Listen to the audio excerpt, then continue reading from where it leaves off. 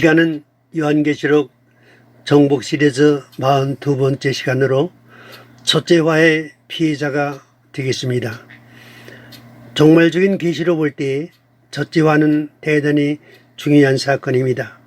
사탄이 인류의 종말에 하나님의 교회에 최종적으로 도전하는 사건이기 때문입니다. 그런데 문제는 이 첫째화의 가해자에 대해서는 무정에서 올라온 악령들의 영적 지배를 받는 황충의 떼들로 명시되어 있으나 그 피해자에 대해서는 대상자에 대한 계시가 명확하게 나타나지 않고 있는 사실입니다.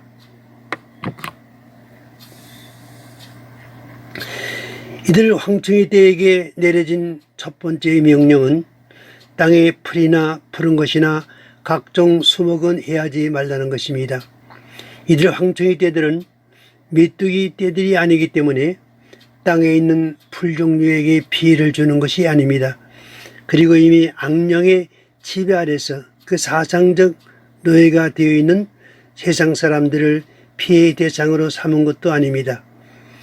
황충의 떼들이 등장한 이유는 세상 사람들이 아니라 그 이마에 인 맞지 아니한 사람들에게 박해를 주기 위한 것이라고 말씀해 주고 있는 것입니다.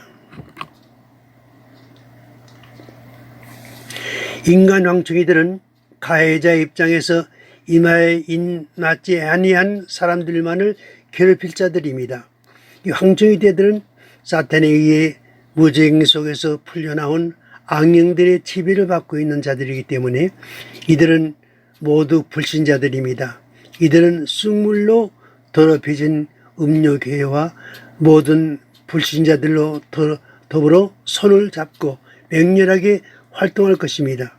이들은 적 그리스도가 그들의 영적 지도자인 왕이기 때문에 그로부터 많은 권세를 제공받을 것입니다.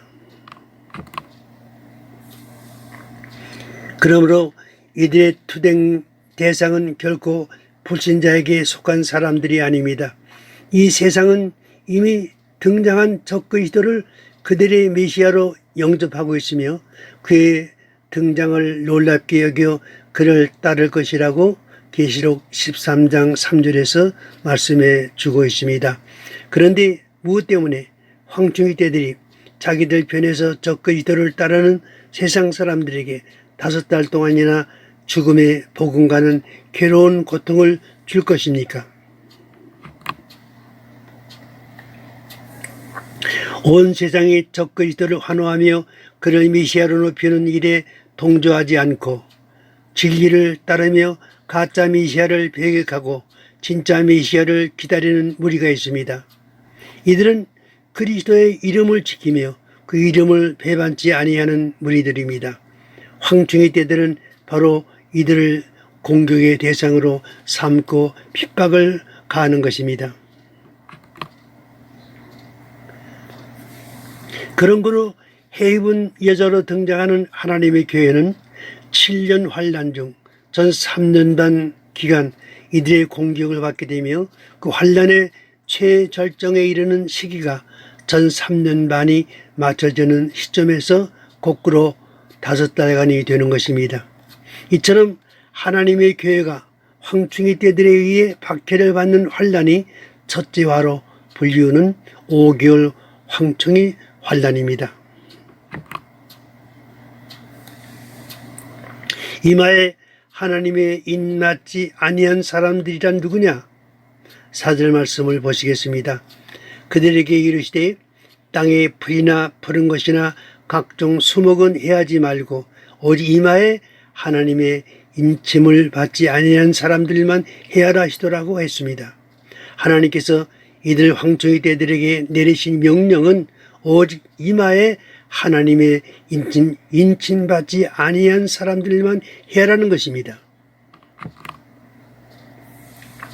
그러면 이마에 하나님의 인침받지 아니한 사람들이란 누구를 말하는 것입니까?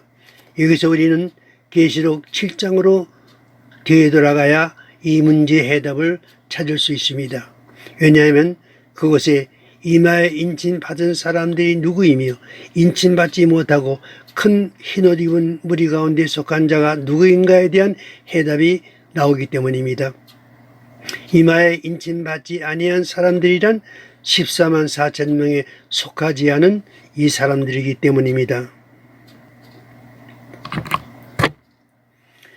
첫째 화란 곧 적그리스도를 대적하고 진리를 따르는 하나님의 교회 성도들이 7년 환난 중에 당하는 시련과 연단의 기간으로 이들 무적에서 올라온 황충이 떼들에 의해 박해를 당하는 사건입니다.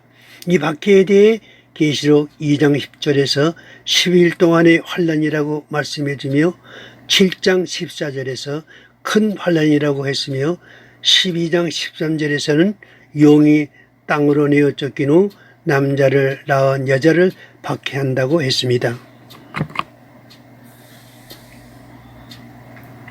인맞은 14만 4천은 죽음도 이길 수 있는 큰 권세를 받고 7년 환란 기간에 계시록 11장의 두 증인의 예언 사역을 전개하고 있습니다. 이들 황충이들은 그들을 해칠 수 없습니다. 그렇다면 인 맞지 아니한 사람들이란 인 맞은 14만 4천 명을 제외한 이스라엘 사람들입니다. 이들은 계시록 7장 9절에서 흰옷 입은 큰 무리로 나오는 사람들로 전 세계에서 나오는 이스라엘 곧 성도들을 말하는 것입니다. 이들 흰옷 입은 무리인 성도들은 짐승의 공격을 대항할 권세가 없으므로 황충이 떼들의 공격에 피해를 당할 수밖에 없습니다. 여기서 이마에 하나님의 인 맞지 아니한 사람들이라고 명시하고 있는 것은 결코 불신자들이라는 의미가 아닙니다. 이런 해석은 14만 4천 명을 구원받은 성도의 종수요라고 주장하는 신학자들에 의해 합리화시키려는 잘못된 해석입니다.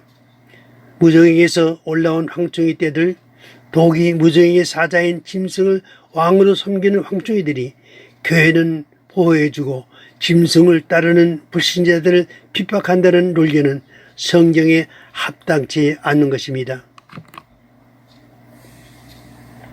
그러나 그들을 죽이지는 못하게 하신다고 하셨습니다.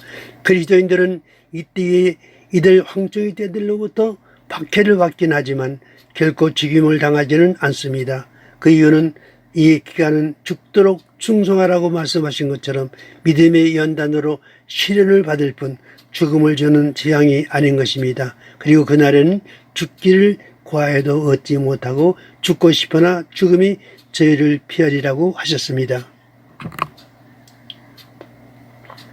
우리는 장차 무정에서 올라오는 황충이들로 인하여 이 같은 첫째 화를 만날 것입니다. 이 황충이화는 교회에서 알곡과 가라지를 가르는 일에 결정적인 역할을 하게 됩니다. 황충이 떼들의 핍박으로 가라지들이 교회에서 떨어져 나갈 것입니다. 하나님은 이 첫째 화의 기간을 5달 동안으로 제한하셨습니다. 그리고 그들의 박해가 가장 혹심할 때 독수리의 큰 날개에 얹혀 하나님이 예비하신 보호 장막으로 우리를 옮기실 것입니다.